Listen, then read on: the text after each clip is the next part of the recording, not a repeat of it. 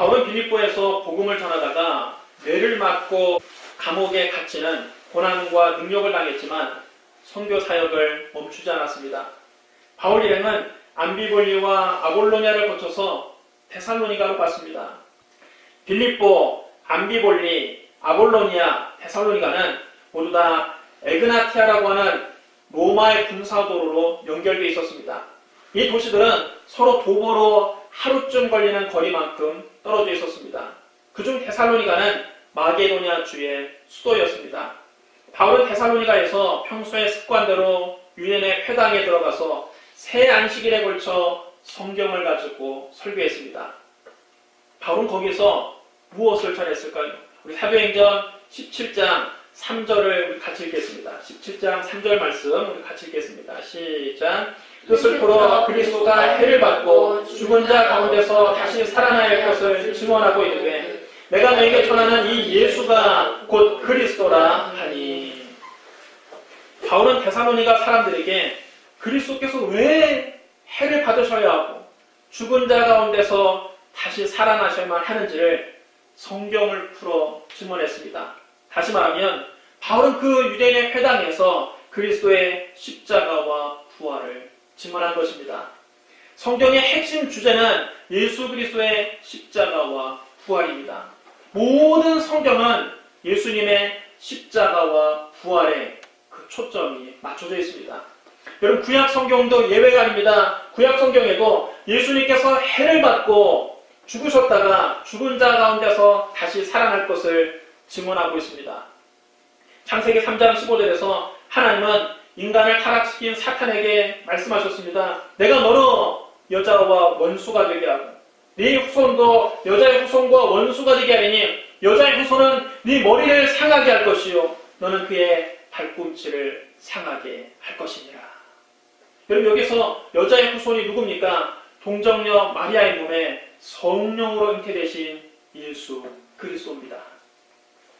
사탄은 유대인들과 로마인들을 부추겨서 예수님을 십자가에 못 박아 죽여버렸습니다. 하나님의 아들이 십자가에서 죽임을 당하시고 음부로 내려가자 마귀는 자기가 승리했다고 좋아하고 의기양양했습니다. 그러나 그것은 마귀의 거대한 착각이었습니다. 그는 우주의 질서를 무너뜨리는 큰 실수를 범한 것입니다. 죽음은 죄가 있는 사람에게 내려지는 형벌입니다. 로마서 6장 23절에 죄의 싹은 사망이요 그랬습니다. 죄의 대가가 곧 사망입니다.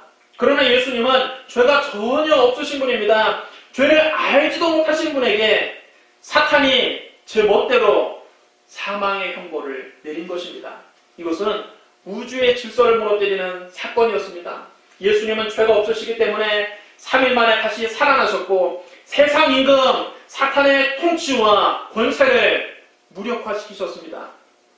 사탄은 무고한 예수님을 십자가에 처형했다가 도리어 자기 모든 통치권과 권세를 잃어버리고 말았습니다. 골로새서 2장 15절은 이렇게 말씀합니다. 통치자들과 권세들을 무력화하여 드러내어 구경거리로 삼으시고 십자가로 그들을 이기셨느니라. 고대 사회에서 전쟁에서 이기고 승전가를 부르며 돌아올 때에 패전한 적장을 붙잡아서 밧줄로 꽁꽁 묶어서 환영 나온 백성들에게 구경거리로 보여주었습니다. 사탄은 십자가 전쟁에서 패배하고 난 다음 온 우주의 구경거리가 되어버리고 만 것입니다. 마귀는 예수님을 십자가에 못 박아버렸지만 그것은 겨우 예수님의 발꿈치만 상하게 하는 공격이었습니다. 예수님은 십자가에서 사탄의 머리를 깨뜨리는 결정적인 승리를 거두셨습니다. 인류가 타락한 직후부터 하나님께서는 이렇게 예수 그리스도를 통해 인류를 구원하실 것을 계획하셨습니다. 출애굽기에 보면 이스라엘 백성들이 어린 양을 잡아 그 피를 문설주와 임방에 발라 죽음의 재앙을 면하고 애굽의 압제에서 해방되어 구원받았습니다. 그 6월절 어린 양이 누구를 가리키는 것입니까? 우리를 위해서 십자가에서 피를 흘리신 예수 그리스도를 상징합니다. 성경 말씀합니다. 우리의 6월절 양 곧 그리스도께서 희생되셨느니라. 출애굽기 후반부에 보면 성막에 대해 자세하게 기록되어 있습니다. 성막은 곧 예수 그리스도의 모형입니다. 구약시대 성막은 세 부분으로 구성되어 있습니다. 성막들이 있고 거기서 더 안으로 들어가면 성소가 있고 성소에서 더 안쪽으로 들어가면 가장 깊은 곳에 지성소가 있습니다. 지성소는 성막 가운데 가장 거룩한 장소입니다. 지극히 거룩한 장소입니다. 왜냐하면 그곳에 하나님께서 임재하시기 때문입니다. 지성소에는 오직 대제사장만이 1년에 단 한 번 속죄일에 한해서 들어갈 수 있었습니다. 그것도 반드시 번제단에서 흘린 피를 양푼에 가지고 그 피를 의지해서만 들어갈 수 있었습니다. 대제사장을 할지라도 다른 때나 혹은 피 없이 지성소에 함부로 들어갔다가는 죽음을 면치 못했습니다. 성소에서 지성소로 들어가기 위해서는 반드시 휘장을 지나야 합니다. 성소와 지성소 사이는 항상 무거운 휘장이 가로막고 있었습니다. 휘장은 청색, 자색, 홍색 실과 가는 배실로 짜서 만들고 그 위에 그룹 천사들을 수놓아 만들었습니다. 휘장은 이렇게 여러 개의 실을 엮어서 만들었기 때문에 굉장히 무겁고 튼튼합니다. 그런데 이 튼튼한 휘장이 놀랍게도 예수님께서 십자가에서 다 이루었다 말씀하시고 운명하실 때 위에서부터 아래로 쫙 찢어져 둘이 되어버렸습니다. 휘장은 사람이 아래서부터 위로 찢은 것이 아니라 하나님께서 위에서부터 아래로 찢으신 것입니다. 구원은 인간의 노력이나 공로로 받을 수 있는 것이 아니라 하나님께서 위로부터 열어놓으신 십자가의 길을 통해서만 받을 수 있는 겁니다. 예수님께서 당신의 몸을 찢어 휘장 가운데 새로운 살 길을 열어놓으셨습니다. 휘장은 한쪽 귀퉁이가 조금 찢어진 것이 아니라 한 가운데가 완전히 찢어져 둘이 되어버렸습니다. 예수님께서 십자가에서 당신의 몸을 찢으셨을 때 하나님께서 계신 지성소로 들어가는 길이 이제 활짝 열린 것입니다. 이제 예수 그리스도의 피를 의지하면 누구든지 담대하게 하나님 앞에 나아갈 수 있습니다. 성경 말씀합니다. 그러므로 형제들아 우리가 예수의 피를 힘입어 성소에 들어갈 담력을 얻었나니 그 길은 우리를 위하여 휘장 가운데로 열어놓으신 새로운 살 길이요 휘장은 곧 그의 육체이니라. 레위기에 보면 번제와 소제, 화목제와 속제제, 속건제 등 5대 제사가 나옵니다. 여러분 구약의 5대 제사가 다 무엇입니까? 전부 다 예수 그리스도를 상징하는 것입니다. 짐승을 잡아서 피를 흘리는 제사는 십자가에서 몸을 찢고 피를 흘리신 예수 그리스도의 그림자입니다. 예수님은 십자가 제단에서 단번에 영원한 제사를 드리셨습니다. 성경은 말씀합니다. 그리스도께서 장래 좋은 일의 대제사장으로서 손으로 짓지 아니한 것, 곧 이 창조에 속하지 아니한 더 크고 온전한 장막으로 말미암아 염소와 송아지의 피로 하지 아니하고 오직 자기 피로 영원한 속죄를 이루사 단번에 성소에 들어가셨느니라. 민수기 21장에 보면 이스라엘 백성들이 애굽에서 나와 광야 생활을 하는 동안 길이 험하다고 하나님을 원망하고 모세에게 불평했습니다. 하나님께서 진노하셔서 이스라엘 백성들에게 불뱀을 보내셨습니다. 원망 불평하는 이스라엘 백성들이 불뱀들에 몰려서 온몸에 불덩이같이 열이올라 죽어갔습니다. 그제야 백성들은 자기들의 잘못을 깨닫고 모세를 붙잡고 살려달라고 애원했습니다. 모세가 하나님께 엎드려 기도하자 하나님께서 모세에게 말씀하셨습니다. 불뱀을 만들어 장대 위에 매달아라. 물린 자마다 그것을 보면 살리라. 모세가 즉시 놋으로 뱀을 만들어서 장대에 높이 매달았습니다. 불뱀에 물려서 죽어가던 사람들이 이 놋뱀을 바라보고 그 즉시 깨끗이 고침받고 살 수 있었습니다. 여러분 장대에 높이 달린 놋뱀이 누구를 상징합니까? 십자가에 달리실 예수님을 상징하는 것입니다. 예수님께서 친히 말씀하셨습니다. 모세가 광야에서 뱀을 든 것 같이 인자도 들려야 하리니 이는 그를 믿는 자마다 영생을 얻게 하려 하심이니라. 하나님이 세상을 이처럼 사랑하사 독생자를 주셨으니 이는 그를 믿는 자마다 멸망하지 않고 영생을 얻게 하려 하심이라. 장대 위에 높이 달린 놋뱀은 십자가에 높이 달리신 예수 그리스도의 모형이요 그림자입니다. 이 광야와 같은 세상에서 사탄에게 물려서 죄와 질병, 저주와 죽음의 고통을 당하는 사람들이 십자가에 높이 달리신 예수 그리스도를 바라보면 죄사함을 받고 영생을 얻는다는 메시지입니다. 신명기 19장에 보면 도피성에 관한 규례가 나옵니다. 원한 없이 부지 중에 사람을 죽인 사람이 그 성으로 도망가면 죽임을 당하지 않고 생명을 보존할 수 있었습니다.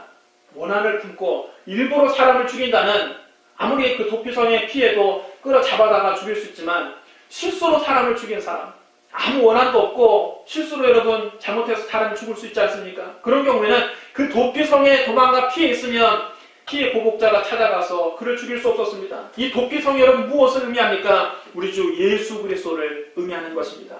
예수님은 죄인들의 도피성입니다. 예수님의 십자가 밑에 피하는 사람들은 하나님의 심판을 면하고 생명을 보존할 수 있습니다.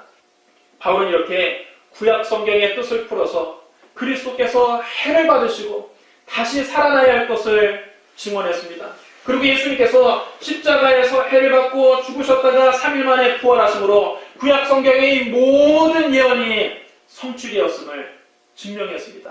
그러면서 사도 바울은 내가 너희에게 전하는 예수가 곧 그리스도라고 선포했습니다. 여러분 따르셔야 합니다. 예수가 곧 그리스도라. 예수가 곧 그리스도라. 여러분 이것이 사도 바울이 전한 복음입니다. 사도들의 설교에는 여러분 딴 게 없습니다. 오직 예수 그리스도입니다. 사도들의 설교는 기승전 예수 그리스도입니다. 사도들이 구약 성경의 어떤 말씀을 가지고 설교를 시작하든 결론에 가서는 항상 예수 그리스도였습니다. 그들은 입만 열면 예수님께서 십자가에서 죽으셨고 하나님께서 그를 다시 살리셨으며 바로 그 예수님이, 십자가에서 죽으시고 부활하신 그 예수님이 그리스도라고 선포했습니다. 여러분 십자가에서 죽으시고 부활하신 예수님이 저와 여러분을 구원하신 그리스도이심을 믿으시면 큰 소리로 아멘 하시기 바랍니다. 수많은 경건한 헬라인들과 적지 않은 귀부인들이 이 바울의 설교를 듣고 바울과 신라를 따랐습니다. 그러나 유대인들은 이것을 시기해서 장터에 가서 깡패들을 동원해서 때를 지어 다니면서 그 도시를 소란스럽게 만들고 바울과 신라를 찾아다가 끌어내어 사람들 앞에 세우려고 야손의 집을 습격했습니다. 바울과 신라가 야손의 집에 묵고 있다는 소식을 듣고 야손의 집을 습격했으나 바울과 신라를 찾지 못하자 그들은 야손과 예수 믿는 신자 몇 사람을 시청 관리들에게 끌고 가서 큰 소리로 그들을 고발했습니다. 천하를 어지럽게 하던 이 사람들이 여기에도 이름에 야손이 그들을 맞아들였도다. 이 사람들이 다 가이사의 명을 거역하여 말하되 다른 임금 곧 예수라는 이가 있다 하더이다. 유대인들은 기독교인들을 고발할 때 종교적인 문제가 아니라 정치적인 문제로 고발했습니다. 기독교인들은 분명 예수님을 영적인 구주로 믿고 신앙생활을 하고 있었는데 유대인들은 마치 기독교인들이 또 다른 임금 예수를 내세워서 로마 황제에 대한 반역을 꾀하는 것처럼 고발한 것입니다. 당시 로마 제국은 점령지의 사회 관습이나 종교적인 전통에 대해 최대한 자유를 허용했습니다. 따라서 사람들이 어떤 종교를 갖고 있든 로마 당국은 상관하지 않았습니다. 하지만 정치적인 문제만큼은 매우 민감했습니다. 로마 황제 외에 또 다른 임금은 있을 수 없었습니다. 유대인들은 로마 당국이 종교 문제에는 별 관심이 없다는 것을 알고 기독교가 마치 역모를 꾸미는 집단인 것처럼 고발해서 정치적으로 이슈화하려고 했던 것입니다. 그러자 군중과 시청 관원들이 이 말을 듣고 소동했습니다. 그러나 시청 관리들이 야손과 그 밖의 신자들을 데려다가 조사해본 결과 그들은 순수하게 예수 그리스도를 영적인 구주로 믿는 사람들이지 로마 황제를 거부하거나 어떤 정적인 운동을 하는 사람들이 전혀 아니었습니다. 그래서 시청 관리들은 보석금을 받고 그들을 놓아주었습니다. 그런데 여러분 여기서 우리가 주목해야 될 말이 있습니다. 유대인들이 기독교인들을 가리켜 고발할 때 바울 일행을 가리켜 고발할 때는 뭐라고 말했습니까? 천하를 어지럽게 하는 사람들, 천하를 어지럽게 하는 사람들이 이곳에서 와서도 이곳을 소란하게 만든다는 것입니다. 그들은 기독교인들을 로마 당국의 고발을 목적으로 이렇게 말했지만 세월이 흘러서 오늘날 뒤돌아보면 그들이 참으로 놀라운 예언을 했던 것을 알 수 있습니다. 자기들도 모르게 놀라운 예언을 하고 말았습니다. 바울 일행은 로마 제국 전역에 예수 그리스도의 복음을 전파했습니다.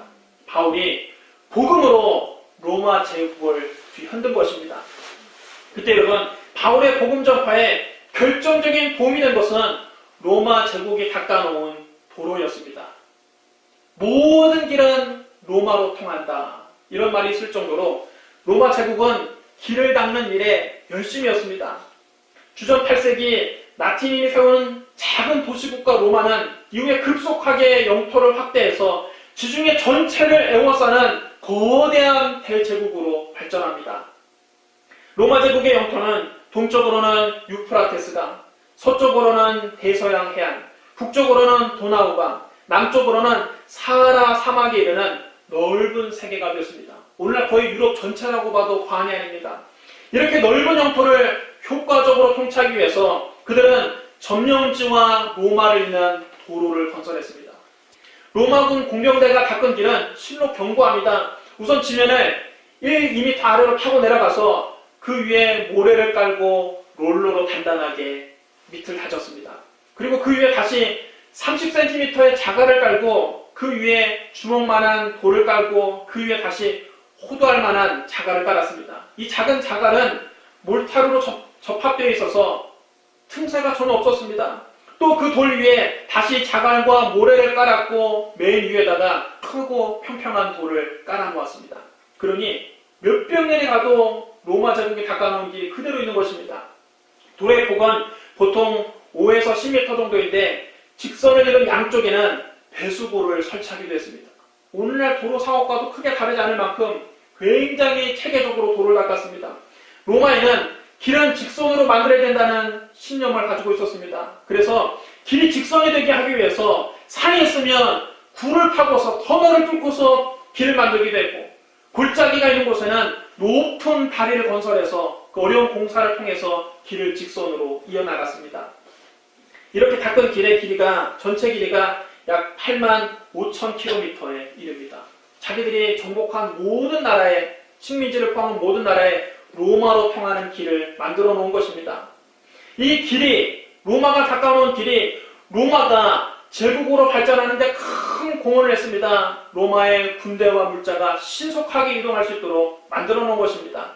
이와 같은 도로는 로마 제국이 자신들의 광대한 영토를 효과적으로 지배하기 위해서 닦아놓았는데, 이 로마 도로가 복음이 유럽 전역으로 퍼지는데도 결정적인 역할을 합니다.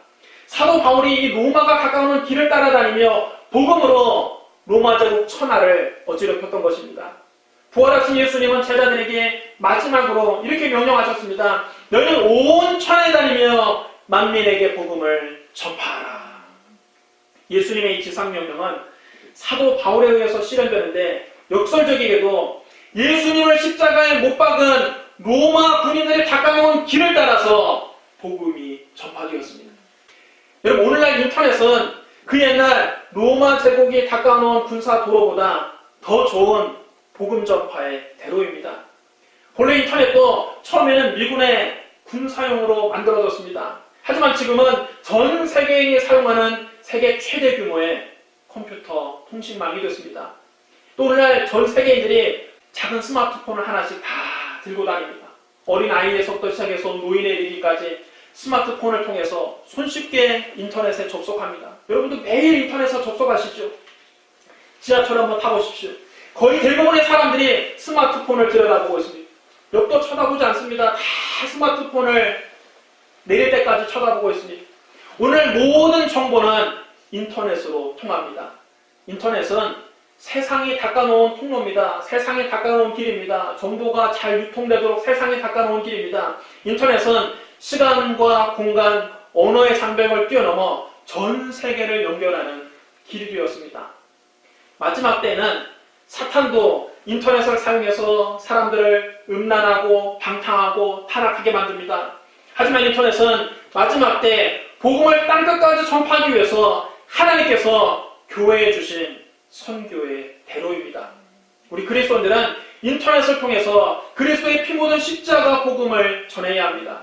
단순히 그냥 전하는 것에 그칠 것이 아니라 아예 이 사이버 세상을 복음으로 뒤덮어야 합니다. 복음으로 이 사이버 세상을 어지럽혀야 합니다. 그럼 여러분, 어떻게 인터넷을 복음으로 뒤덮을 수 있습니까?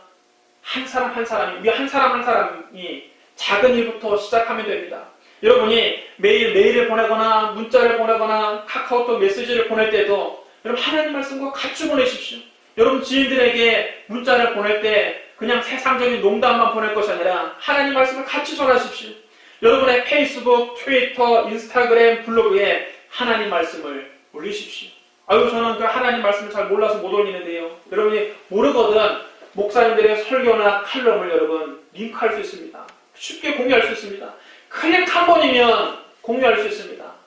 우리 한 사람 한 사람이 매일 이렇게 한 번씩이라도 한다면, 한국의 1000만 성도가 하루에 한 번씩이라도 이렇게 하나님 말씀을 전한다면 얼마 있지 않아서 인터넷에는 어디를 가나 예수님의 십자가가 보이게 될 것입니다. 옛날에는 특별한 사람만 미디어를 사용해서 일을 했습니다.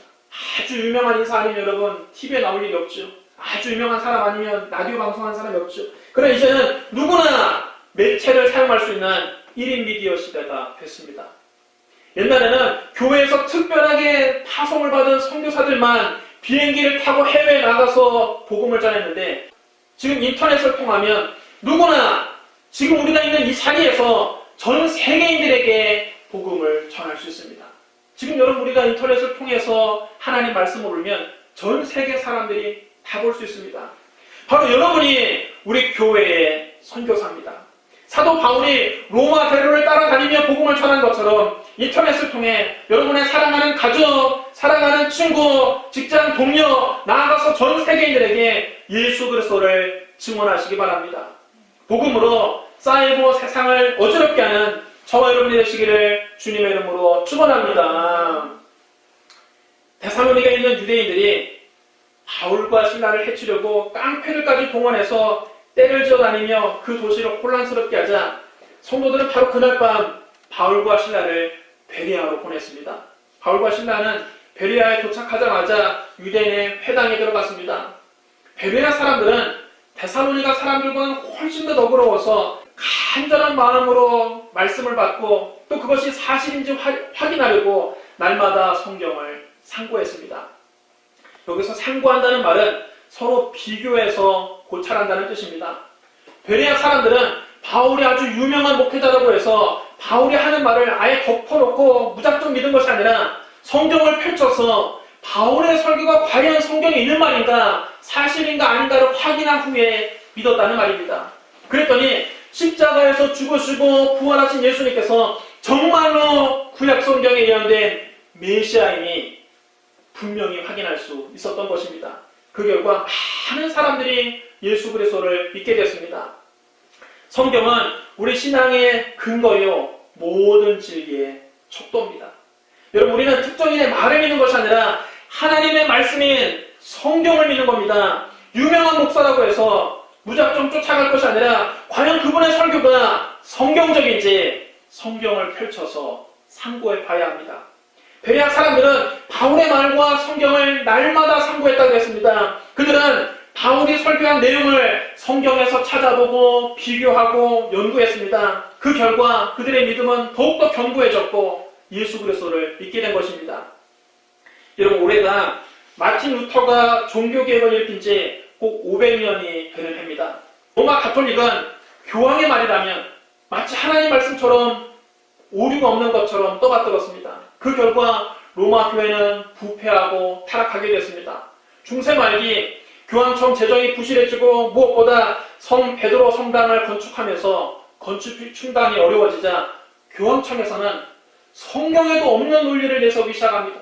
면죄부를 판매하기 시작합니다. 이때 사제들은 면죄부를 판매하면서 헌금을 걷어들이기 위해서 누구든지 회개하고 헌금을 드리면 죄를 용서받을 수 있습니다. 돈이 상자 속에 짤랑하고 들어가는 순간 여러분의 영혼은 지옥의 불길 속에서 튀어나오게 됩니다. 이렇게 설교했습니다. 그때 교황은 이미 죽어서 연옥에 있는 사람들까지 면죄부가 유효하다고 선포했습니다. 여러분의 부모님이 예수를 안 믿고 돌아가셨으면 어떡합니까? 여러분이 기부금을 내면 죽은 부모님이 연옥에 있다 할지라도 천국으로 이동하게 될 것입니다. 그렇게 면죄부 판매를 부추겼습니다. 이에 마틴 루터는 1517년 10월 31일 독일 비텐베르크 교회 정문에 95개 조항의 반박문을 붙이고 교황청에 이의를 제기했습니다. 이것이 16세기 종교개혁의 출발입니다. 처음에는 교회 종문에 붙인 대자보 수준이었는데 이것이 입에서 입으로 전해지면서 일종의 센세이션을 일으켰습니다. 사람들이 읽어보니까 그 말이 맞거든요. 성경에도 없는 말이거든요. 여러분 눈을 씻고 찾아보십시오. 면죄부란 얘기가 성경에 나오는지. 뭘 돈을 주고 죄를 사하는 그런 면죄부를 어디서 살 수 있습니까? 나중에는 이 종교개혁 운동이 유언의 불길처럼 독일 국경을 넘어서 전 유럽으로 확산되게 되었습니다. 여러분 이때 종교개혁의 3대 구호가 오직 은혜, 오직 믿음, 오직 말씀입니다. 사람이 죄사함 받는 것은 인간의 선행이나 고행이나 노력으로 되는 것이 아니라 오직 하나님의 은혜입니다. 여러분 나 같은 죄인이 구원받는 게 내가 잘나서 구원받는 것이 아니라 구원받은 것은 전적인 하나님의 은혜라는 것입니다. 하나님의 은혜와 긍휼하심이 있어야 구원받을 수 있지. 내가 여러분 노력한다고 그 조그마한 노력이 구원에 영향을 미치지 않는다는 것입니다. 또 사람이 구원받는 것은 교회를 오래 다니는 그런 종교 생활을 통해서 되는 것이 아니고 교회에서 장로가 되고 집사가 되고 권사가 되는 그런 직분을 받는다고 되는 것이 아니고 교회에 헌금을 많이 드렸다고 되는 것이 아니라 오직 우리를 위해서 십자가에서 죽으시고 부활하신 예수 그리스도를 구주로 믿는 믿음을 통해서만 구원받을 수 있다는 것입니다. 오직 믿음, 예수 그리스도를 믿는 믿음만이 우리를 구원할 수 있는 것입니다. 또 이런 믿음의 근거는 교황의 말이 아니고 사제의 말이 아니고 무슨 유명한 목사의 말이 아니라 오직 성경 말씀입니다. 오직 성경입니다. 성경 말씀합니다. 내가 복음을 부끄러워하지 아니하노니 이 복음은 모든 믿는 자에게 구원을 주시는 하나님의 능력이 됩니다. 먼저는 유대인에게요 또한 헬라인에게로다 복음에는 하나님의 의가 나타나서 믿음으로 믿음에 이르게 하나니 기록된 바 오직 의는 믿음으로 말미암아 살리람과 같으니라. 여러분 따르셔야 합니다. 오직 의는 믿음으로 말미암아 살리라. 믿음으로 말미암아 살리라. 또 성경은 말씀합니다. 너희는 그 은혜에 의하여 믿음으로 말미암아 구원을 받았으니 이것은 너희에게 선한 것이 아니요 하나님의 선물이라. 행위에 선한 것이 아니니 이는 누구든지 자랑하지 못하게 하려 함이니라. 우리는 하나님의 은혜에 의하여 예수 그리스도를 믿는 믿음으로 구원받은 것입니다. 우리 행위로 구원받은 건 아닙니다. 우리가 무슨 어떤 착한 일 많이 해서 구원받은 건 아니고 헌금을 많이 해서 구원받은 건 아니고 교회 왔다 갔다 많이 했다고 구원받은 것이 아니라 우리를 위해서 십자가에서 죽으시고 부활하신 예수 그리스도를 믿음으로 하나님의 은혜로 값없이 구원받은 줄로 믿습니다. 그럼 여러분도 신앙생활하면서 유명한 목사의 설교나 책에 의존하지 말고 날마다 성경을 상고하시기를 주님의 이름으로 축원합니다. 사랑하는 성도 여러분, 우리가 전할 복음은 오직 예수님의 십자가와 부활입니다. 십자가에서 죽으시고 부활하신 예수가 곧 그리스도심을 담대하게 전하시기 바랍니다. 복음으로 천하를 어지럽히는 사람들이 되십시오. 그러기 위해서 날마다 성경을 읽고 성경을 암송하고 성경을 묵상하고 성경을 연구하는 저와 여러분이 되시기를 주님의 이름으로 축원합니다. 기도하겠습니다. 사랑의 하나님 아버지, 예수님 우리를 대신해서 우리의 모든 죄를 대신 짊어지시고 십자가에서 몸을 찢고 피를 흘려 우리를 구원해 주신 은혜를 감사합니다. 오직 그 은혜, 아버지 그 은혜를 믿음으로 말미암아 값없이 구원받게 하여 주시니 감사합니다. 우리가 날마다 예수님의 십자가를 묵상하고 예수님의 십자가를 바라보고 아버지 예수님의 십자가를 단단히 붙잡고 예수님만 따라가게 하여 주시옵소서. 예수님 이름으로 감사하며 기도드리옵나이다. 아멘.